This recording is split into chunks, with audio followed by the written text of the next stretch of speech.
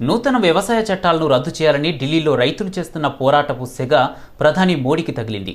మరోవైపు ఢిల్లీ రైతులను ఆదర్శంగా తీసుకుని తెలంగాణ రైతాంగం పోరాటం చేయాలని సీఎం కేసీఆర్ పిలుపునిచ్చారు. నలువైపులా ఒత్తిడి పెరుగుతుండటంతో నూతన చట్టాలపై వెనక్కి తగ్గక తప్పని పరిస్థితి ఏర్పడింది. దీంతో ప్రధాని కీలక నిర్ణయం తీసుకున్నారు.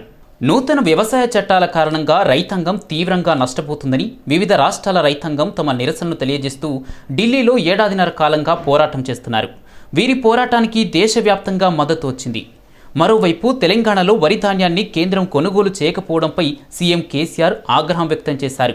ఢిల్లీ రైతులను ఆదర్శంగా తీసుకుని మరో పోరాటం చేయాలని పిలుపునిచ్చారు. ఆందోళనలు పెరిగే అవకాశం ఉందని భావించారో ఏమో మొత్తానికి వ్యవసాయ చట్టాలపై వెనక్కి తగ్గారు. వచ్చే శీతాకాల పార్లమెంటు సమావేశాల్లో నూతన చట్టాలను ఉపసంహరించుకుంటామని ప్రకటించారు. దేశంలో రైతుల కోసం తాము మనస్ఫూర్తిగా ఈ నిర్ణయం తీసుకుంటున్నట్టు ప్రధాని వెల్లడించారు. ఈ సందర్భంగా దేశ ప్రజలకు రైతులకు మోడీ క్షమాపణ చెప్పారు. అయితే రైతులకు ఉపయోగపడేందుకు తక్కువ ధరలకే మంచి విత్తనాలను అందుబాటులోకి తేనున్నట్టు తెలిపారు.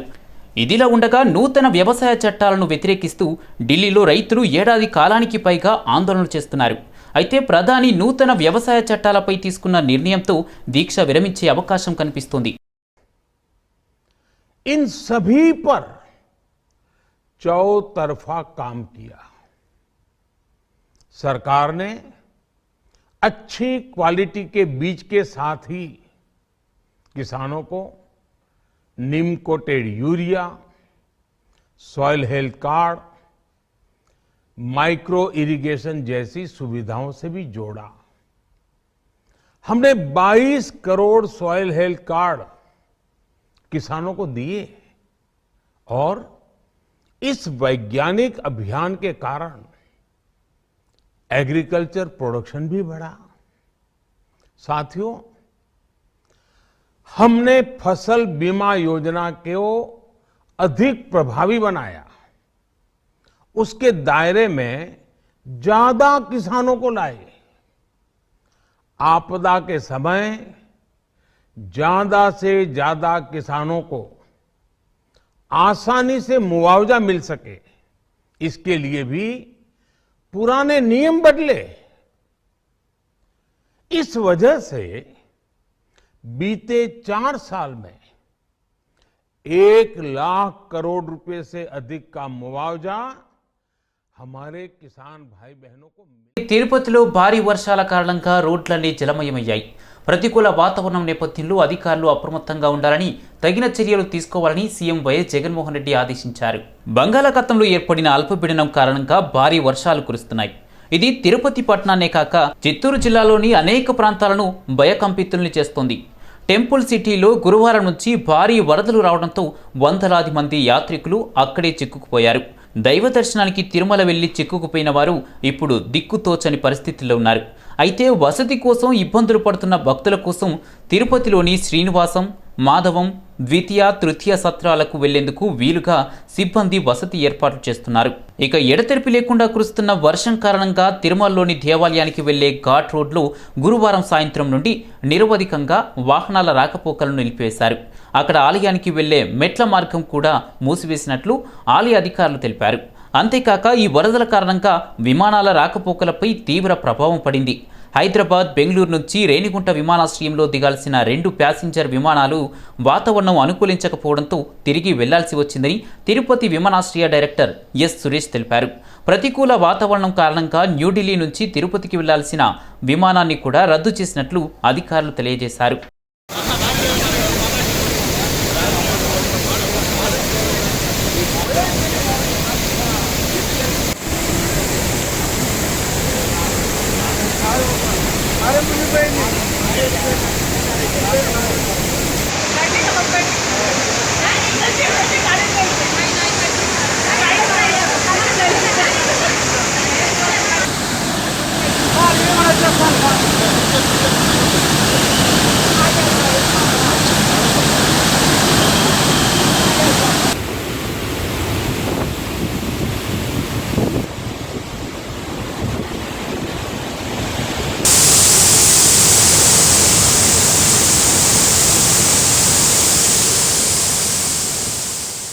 కడప తిరుపతి జాతీయ రహదారిపై వందలాది వాహనాలు నిలిచిపోయాయి. పెరుగుతున్న వరద ఉధృతితో వాహనదారులు భయాందోళనకు గురవుతున్నారు. వర్షం దెబ్బకు రోడ్లపై పెరిగిన నీటి ప్రవాహంలో బిక్కుబిక్కుమంటూ కాలం వెల్లదీస్తున్నారు. బాలపల్లి కుక్కలదొడ్డి మధ్య వాహనాలు రాకపోకలకు అంతరాయం ఏర్పడింది. ఇక కడప తిరుపతి రహదారిపై ప్రయాణించే వాహనాలకు అధికారులు రెడ్ అలర్ట్ ప్రకటించారు. కార్లు సైతం మునిగిపోయేంత వరద నీరు ముంచెత్తడంతో ఈ నిర్ణయం తీసుకోవాల్సి వచ్చింది. అయితే మరోవైపు స్థానికులు ఈ పరిస్థితులపై అసహనం వ్యక్తం చేస్తున్నారు. వరదలు వచ్చిన ప్రతిసారి ఇదే పరిస్థితి ఉంటుందని, దీనికి పరిష్కారం చూపి తమను రక్షించాలని ప్రభుత్వానికి విజ్ఞప్తి చేస్తున్నారు.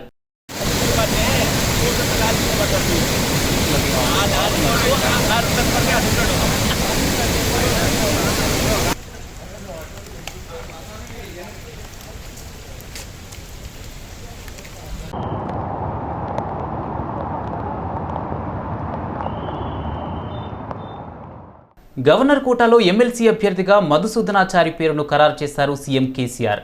ఈ మేరకు తెలంగాణ క్యాబినెట్ రాజ్భవన్కు ప్రతిపాదన పంపింది. ఈ ఫైల్పై గవర్నర్ తమిళసై సంతకం చేస్తే మధుసూదనాచారి ఎమ్మెల్సీ అయినట్లే. అయితే ఈ మధ్యాహ్నంలోగానే ఈ ఫైల్పై గవర్నర్ సంతకం చేస్తారని తెలుస్తోంది. కాగా ఇంతకు ముందు కౌశిక్ రెడ్డి పేరును రాష్ట్ర ప్రభుత్వం ప్రతిపాదించిన సంగతి తెలిసిందే. అయితే ఆ ఫైల్ను తమిళసై పెండింగ్లో పెట్టారు. దీంతో గవర్నర్ కోటా ఎమ్మెల్సీగా మధుసూదనాచారిని ప్రభుత్వం ప్రతిపాదించింది. మధుసూదనాచారి గతంలో అసెంబ్లీ స్పీకర్గా పనిచేసిన సంగతి తెలిసిందే. ఈరోజు కార్తీక పౌర్ణమి కావడంతో శివాలయాల్లో భక్తులు కిక్కిరిశారు. ఓం నమ శివాయ నాదంతో శివాలయాలన్నీ మారుమోగుతున్నాయి. ఇక రంగారెడ్డి జిల్లా రాజేంద్రనగర్ సర్కిల్ హైదర్గూడ పరిధిలోని రాంబాగ్ చిన్నంతగిరి శివాలయానికి భక్తులు పోటెత్తారు. ఈరోజు కార్తీక మాసం చివరి రోజు కావడంతో మహిళలంతా తెల్లవారుజాము నుంచే శివాలయాల బాటపట్టారు. హైదర్గూడలోని చిన్నంతగిరి శివాలయంలో ఈరోజు ప్రత్యేకంగా అభిషేకాలు చేయిస్తారు. ఇక్కడ అభిషేకం చేయిస్తే రామేశ్వరంలో పూజ చేసిన పుణ్యం వస్తుందని భక్తుల నమ్మకం. అందుకే చిన్నంతగిరి శివాలయంలో భక్తుల రద్దీ భారీగా కనిపించింది. ఇక ఆశ్వయుజ మాసంలో యమధర్మరాజు దశ్వాని అంటే నాశనాన్ని భయపెడతాడని, అలాగే మన హృదయ నాయకుడైన శనేశ్వరుడు నుండి కాపాడేందుకు ద్వీపాలను వెలిగిస్తే వచ్చే కాంతి పొగతో శనేశ్వరుడు ప్రీతి చెందుతాడని, దీనితో మనం చేసిన పాపపుణ్యాలు తొలగిపోతాయని హిందూ ఆచారంలో ఒక నమ్మకంగా ఉంది. ఈ నేపథ్యంలో భక్తులు కార్తీక దీపాలతో దేవాలయ ప్రాంగణాన్ని నింపేశారు. మహిళలు అయ్యప్పలతో దేవాలయం శోభను సంతరించుకుంది.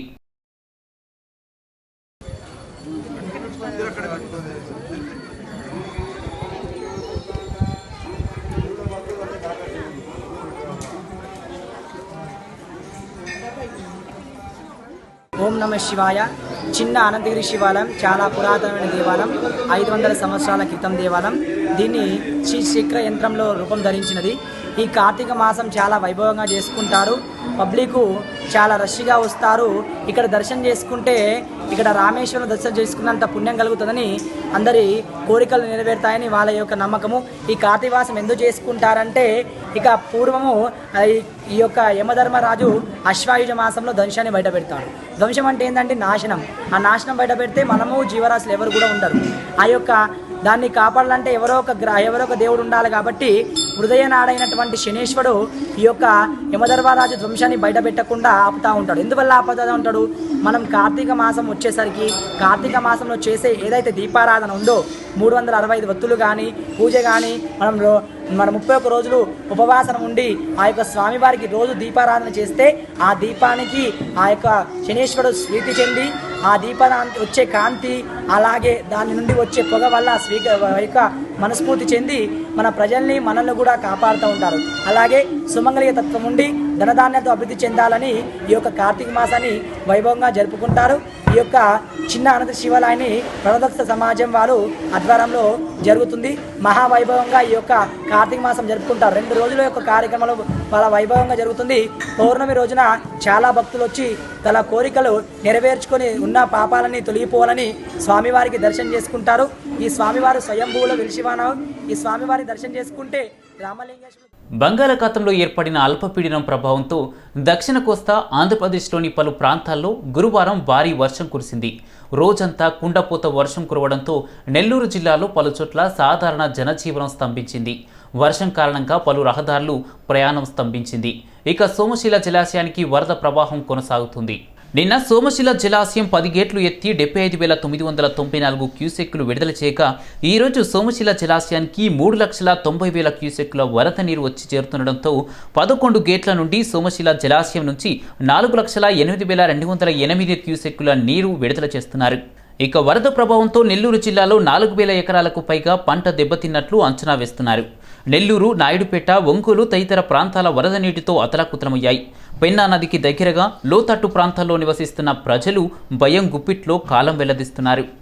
తిరుమల డౌన్ ఘాట్ రోడ్లో వాహనాల రాకపోకల పునరుద్ధరిస్తామని అధికారులు తెలియజేస్తున్నారు. మధ్యాహ్నం తర్వాత ఆఫ్ ఘాట్ రోడ్లో వాహనాల అనుమతిపై టీటీడీ నిర్ణయం తీసుకున్నట్లు తెలుస్తోంది. అలిపిరి నుంచి తిరుమలకు నేటి ఉదయం నుంచి ఒక మార్గంలో వాహనాల రాకపోకలను పునరుద్ధరించినట్లు టీటీడీ ఒక ప్రకటనలో తెలిపింది. ఇక తిరుమల నుంచి తిరుపతికి దిగే ఘాట్ రోడ్లో విరిగిపడ్డ కొండ చర్యలను టీటీడీ అధికారులు, సిబ్బంది కలిసి వాటిని తొలగించారు.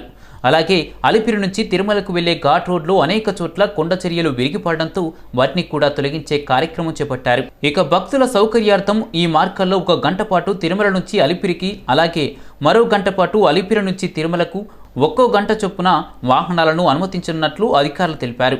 అయితే భక్తులెవరూ ఫోటోలు, సెల్ఫీల కోసం వాహనాలు దిగడం, వాహనాలను ఆపి ఉంచడం లాంటివి చేయొద్దని, తోటి ప్రయాణికులకు ఇబ్బంది కలిగించవద్దని టీటీడీ విజ్ఞప్తి చేసింది.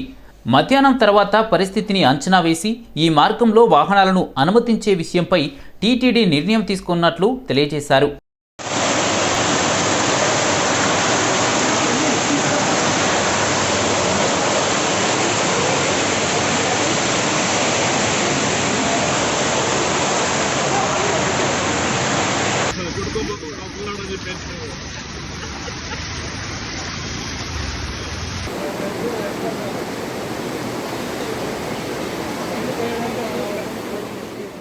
పలు అభివృద్ధి పనుల ప్రారంభోత్సవంలో భాగంగా ఈరోజు మంత్రి తలసాని శ్రీనివాస్ యాదవ్ బేగంపేటలో పర్యటించారు. స్థానికంగా ఉన్న కాలనీలో రోడ్లు, వాటర్ పైప్లైన్ వంటి పలు అభివృద్ధి కార్యక్రమాలను ప్రారంభించారు. మంత్రి తలసాని ఉదయం పాటిగడ్డలో నూతనంగా నిర్మించిన సీసీ రోడ్ను ప్రారంభించారు. అలాగే ఏలాండ్స్ కాలనీలో నూతనంగా చేపట్టనున్న CC road, strong water line పనులకు ఆయన శంకుస్థాపన చేశారు. ఇక భగవంతాపూర్లో పార్కు అభివృద్ధి పనులను ప్రారంభించిన తలసాని ఆ తర్వాత బ్రాహ్మణవాడిలో సివరేజ్ లైన్ పనులను ప్రారంభిస్తారు. సివరేజ్ కూడా మీరు పర్ఫెక్ట్ ఇప్పుడు ఒక గల్లీ వేసి వదిలేస్తే ఉపయోగం మొత్తం ప్లాన్ చేసుకోండి. ఇది ఎట్లాగో శాంక్షన్ అయింది, శాంక్షన్ అయిన వరకు చేస్తారు. శాంక్షన్ కాకుండా ఉండే ఏమున్నాయి తీసుకుంటాం.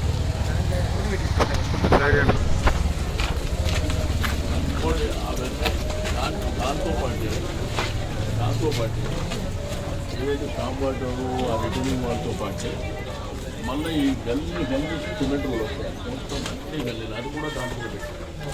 ఎందుకంటే అది అమౌంట్ ఎక్కువ అవుతుంది కాబట్టి నేను వాటర్ వర్క్స్ జిఎస్ఎంసీ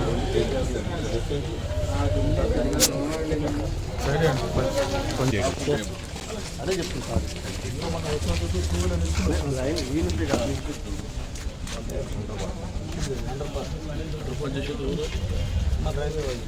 రైల్వే వాళ్ళు మన డిపార్ట్మెంట్ ప్రాజెక్ట్ వాళ్ళండి. మన దగ్గర ప్రాజెక్ట్ వాళ్ళ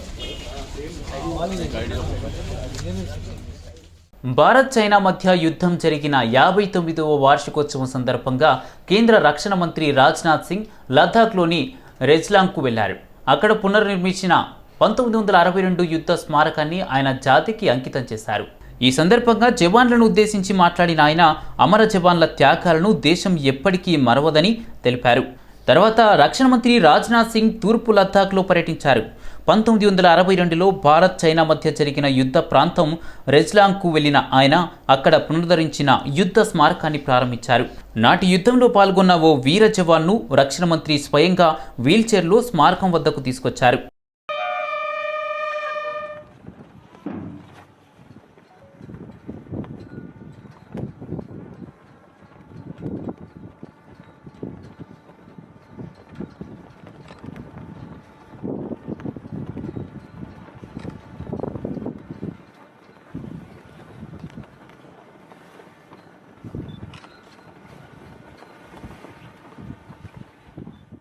ఈరోజు తెలంగాణలోని చారిత్రక స్థలాలను ఉచితంగా దర్శించే అవకాశం వచ్చింది.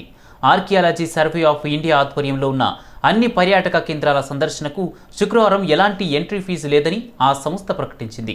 ప్రపంచ వారసత్వ వారోత్సవాల్లో భాగంగా ఈ అవకాశం కల్పించినట్లు తెలుస్తోంది. పురాతన కట్టడాలు, కేంద్ర పరిధిలోని ఇతర ఆర్కియాలజీ ప్రదేశాల్లో భాగమైన గోల్కొండ, రామప్ప దేవాలయం, 1000 స్తంభాల గుడి వంటి పర్యాటక కేంద్రాలను ఈ ఒక్కరోజు ఉచితంగా సందర్శించవచ్చని అధికారులు తెలియజేశారు. అమరావతి రైతుల మహా పాదయాత్రకు నేడు కూడా విరామం ప్రకటిస్తూ అమరావతి జేఏసీ నేతలు నిర్ణయం తీసుకున్నారు. ప్రకాశం జిల్లాలో కురుస్తున్న భారీ వర్షాల కారణంగా పాదయాత్రకు రెండో రోజు కూడా విరామం ఏర్పడింది. వరదల ప్రభావం వల్ల పాదయాత్ర మార్గంలో వాగులు పొంగి పొర్లుతుండటంతో అడ్డంకులు ఏర్పడ్డాయని అమరావతి ఐక్య కార్యాచరణ సమితి తెలిపింది. మహిళలు ఇబ్బందులు పడకూడదనే పాదయాత్రకు విరామం ప్రకటించినట్లు ఐకాసా నేతలు స్పష్టం చేశారు. అయితే రేపు శనివారం ఉదయం గుడ్లూరు నుంచి యథావిధిగా అమరావతి రైతుల పాదయాత్ర ప్రారంభం కానుంది. రాజకీయంగా నాయకులు ఎంత దురుసుగా కఠినంగా వ్యవహరించినా మానవత్వానికి దూరంగా ఉండలేరు. కారణం ఏదైనా ఆపదలో ఉన్న వారికి వారు అండగా నిలుస్తారు. ఇటీవల మంత్రి కేటీఆర్ తన కాన్వాయ్ను ఆపి విద్యార్థులకు న్యాయం చేస్తే తాజాగా భువనగిరి ఎంపీ కోమటిరెడ్డి వెంకటరెడ్డి తన ఉదారతను చాటుకున్నారు. ఇప్పుడు ఈ వీడియో వాట్సాప్లో వైరల్గా మారింది. పెద్దాంబర్పేటలో బైక్పై వెళ్తున్న కుటుంబ సభ్యులను కారు ఢీకొనడంతో వారికి స్వల్ప గాయాలయ్యాయి. క్షతగాత్రుల్లో ఒక చిన్నారి కూడా ఉంది. ఘాటుగా కారులో వెళ్తున్న కోమటిరెడ్డి వెంకటరెడ్డి వెంటనే వచ్చి వారికి స్వయంగా ప్రథమ చికిత్స చేశారు. తలకి గాయమైన చిన్నారిని ఎత్తుకొని కారులో కుటుంబ సభ్యులను ఆసుపత్రికి తరలించారు. హయత్ నగర్ అమ్మ హాస్పిటల్కి ఫోన్ చేసి క్షతగాత్రులకు ధైర్యం చెప్పారు. ఇప్పుడు ఈ వీడియో మీడియా వర్గాల్లో చక్కర్లు కొడుతోంది.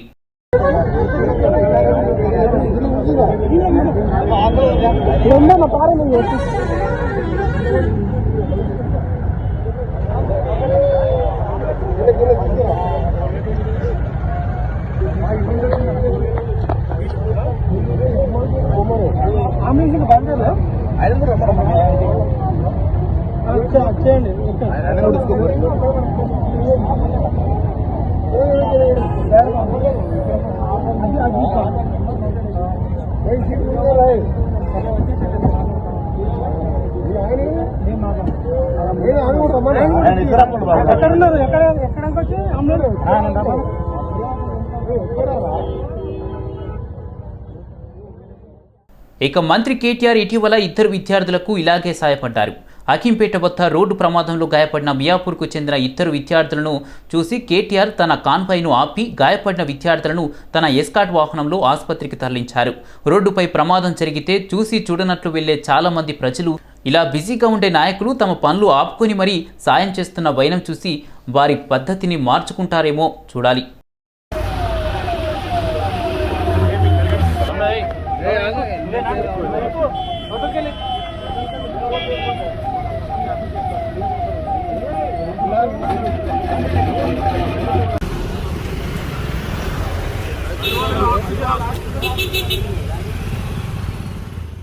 నాలుగు 400 సంవత్సరాల క్రితం దేవాలయంగా పేరొందిన ఫతేనగర్లోని శివాలయంలో కార్తీక పౌర్ణమి పూజలు నిర్వహిస్తున్నారు. కార్తీక పౌర్ణమి సందర్భంగా ఈరోజు తెల్లవారుజాము నుంచి దర్శనానికి భక్తులు తరలి వస్తున్నారు. ప్రత్యేక అభిషేకాలు, పూజలు నిర్వహిస్తున్నారు. దీనిపై మరిన్ని వివరాలు అందిస్తున్నారు మా ప్రతినిధి మహేందర్. ఫతేనగర్లోని చాలా పురాతన దేవాలయంలో, శివాలయం దేవాలయంలో ఇక్కడ ఈరోజు కార్తీక మాసం, కార్తీక పున్నమి కాబట్టి ఈరోజు తెల్లవారుజాము నుంచి పోటెత్తిన భక్తులు మనతోటి ప్రధాన అర్చకులు వారి మాటల్లో ఉందాము. ఈ దేవాలయము 500-600 సంవత్సరాల క్రితము స్థాపన జరిగింది. మా తాత ముత్తాతల నుంచి మా వంశపారంపర్య ఇక్కడ అర్చకులుగా ఉన్నాము. ఇప్పుడు నేను ఆల్వేలో జాబ్ చేస్తుండే, అది రిటైర్మెంట్ అయినా ఇప్పుడు ఆల్వేలో ఇక్కడ శివాలయంలో అర్చకులుగా. ఇది ఎన్ని సంవత్సరాల క్రితము దేవాలయం మంత్రులు గారు? 600 సంవత్సరాలు. అప్పటి నుంచి మా 5వ తాతనో 6వ తాతనో కట్టించిండంట. అప్పటి నుంచి మా వంశ పారంపర్యంగా ఈ గుడికి సేవ చేస్తున్నారు. ఈరోజు కార్తీక మాసం పున్నము కాబట్టి, పౌర్ణమి రోజు కాబట్టి ఈరోజు ఎంతమంది ప్రత్యేక పూజలు చేశారు? 4 గంటల రాత్రి నుంచి మొత్తం లైన్ తలిగింది. ఇప్పటి వరకు ఇంకా నడుస్తూనే ఉంది. ఇప్పుడు 10 బాబా అట్లా అవుతుంది. ఇంకా మంది రావటం జరుగుతుంది. ప్రత్యేకమైన పూజలు ఏముంటాయి ఈరోజు ఉదయం నుంచి సాయంకాలం వరకు? అభిషేకాలు, అర్చనలు జరుగుతుంటాయి. ఇంకెలాంటి పూజలు ఉంటాయి? ఇంకా ఏం లేదు. ఇదంటే మనం చూస్తున్నాము ఇక్కడ ఫతేనగర్ నుండి కార్తీక మాస దీపాలు ముట్టిస్తారు భక్తులు వచ్చిన వాళ్ళు. దాని తర్వాత ఇక్కడ ఆరతి కొబ్బరికాయ అవన్నీ ప్రసాదం. ఈరోజు కార్తీక పూర్ణమి సందర్భంగా ఈరోజు తెల్లవారుజాము నుంచి కూడా పోటెత్తిన భక్తులు, చిన్న పిల్లల నుంచి పెద్దవాళ్ళ వరకు ప్రతి ఒక్క నోట కూడా హరి ఓం అంటూ ప్రజలందరూ కూడా దైవస్థాయిలో ఓం నమ శివాయ అంటూ ప్రజలు దైవముక్తిలో ఉన్నారు. మహేందర్, ఫతేనగర్. ఇక ఈరోజు వెదర్ రిపోర్ట్ పరిశీలిస్తే ఏపీలో వరద బీభత్సం కొనసాగుతుంది. చిత్తూరు, నెల్లూరు జిల్లాల్లో రోడ్లన్నీ నదులను తలపిస్తున్నాయి. ఈరోజు కూడా ఆంధ్రప్రదేశ్లోని పలు ప్రాంతాల్లో భారీ వర్ష సూచన అందింది. అయితే ఈ ప్రభావం హైదరాబాద్ నగరంలోనూ కనిపిస్తుంది. నగరంలో ఈరోజు పలు ప్రాంతాల్లో వర్షం పడే అవకాశం ఉన్నట్లు తెలుస్తోంది. ఈరోజు హైదరాబాద్లో 6 మిల్లీమీటర్ల వర్షపాతం నమోదైంది. ఇక ఇక్కడ ఉష్ణోగ్రతను గమనిస్తే గరిష్టంగా 27 డిగ్రీల ఉష్ణోగ్రత ఉండగా కనిష్టంగా 22 డిగ్రీల ఉష్ణోగ్రత నమోదైంది. ఇక విజయవాడలో ఉష్ణోగ్రతను పరిశీలిస్తే గరిష్టంగా 27 డిగ్రీలు ఉండగా కనిష్టంగా 24 డిగ్రీలు ఉంది. అయితే ఈరోజు విజయవాడలో 8.8 మిల్లీమీటర్ల వర్షపాతం నమోదైంది. నగరంలో వాతావరణ శాఖ రెడ్ అలర్ట్ ప్రకటించింది. ఇక ఇక్కడ ఆకాశం దట్టమైన మబ్బులు కలిగి పలు ప్రాంతాల్లో ఉరుములతో కూడిన భారీ వర్షం పడే అవకాశం ఉన్నట్లు వాతావరణ శాఖ తెలియజేసింది. ఇక విశాఖపట్నంలోనూ భారీ వర్ష సూచన కనిపిస్తుంది. ఇక్కడ 6.9 మిల్లీమీటర్ల వర్షపాతం నమోదైంది. రెడ్ అలర్ట్ ప్రకటించిన వాతావరణ శాఖ సాయంత్రం ఉరుములతో కూడిన వర్షం వచ్చే అవకాశం ఉన్నట్లు తెలియజేసింది. ఇక ఇక్కడ ఉష్ణోగ్రతను గమనిస్తే గరిష్టంగా 20 డిగ్రీలుండగా కనిష్టంగా 25 డిగ్రీల ఉష్ణోగ్రత నమోదైంది.